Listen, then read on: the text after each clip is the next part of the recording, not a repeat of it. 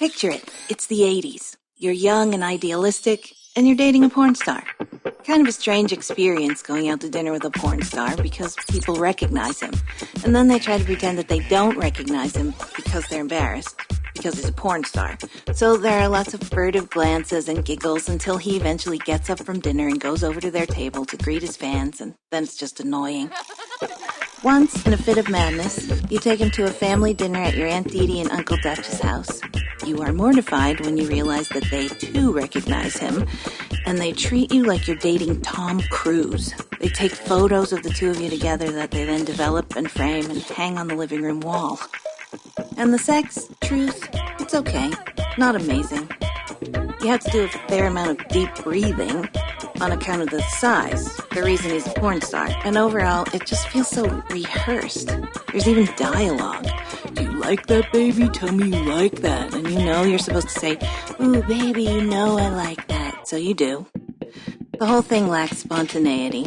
Sex with him is like being on an amusement park ride. Sure, it's fun, but you just fasten your seatbelt and go along for the ride. And you're aware that pretty much every car is rocketing down that same track, if you know what I mean. Not that it's not exciting, it's just when it's over, you find yourself thinking, I'm glad I'm not one of the people who waited 45 minutes in line for this. It's not like the two of you have a real relationship or anything. It's just dating. He travels a lot for his job. You take him to the airport where you meet up with his colleagues, girls with names like Raven and Cherry and Destiny.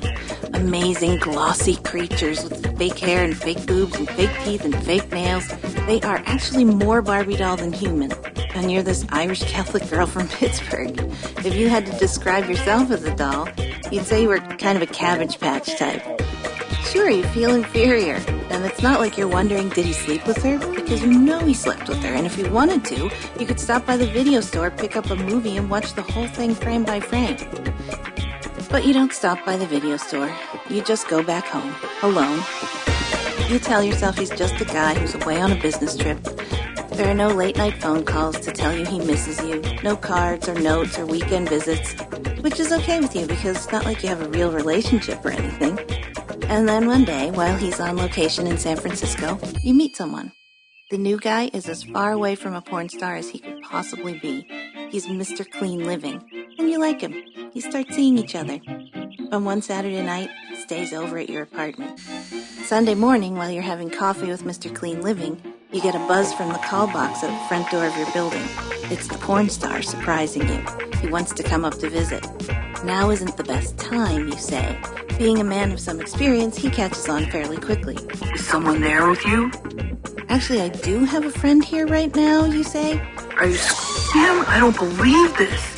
You try to get him to calm down because he is, after all, screaming into the call box in front of your apartment building. But he doesn't calm down. Oh my God, you're him. I can't believe you would do this to me. I really cared about you, but it's over. Because I'm not fucking anyone but you. Outside of work, I mean. Eventually, he leaves your front door. You never see him again, except on Aunt Dee Dee's wall. And then the reality of it sinks in. Your boyfriend, the porn star, broke up with you because you were too promiscuous. Your mother would be so proud.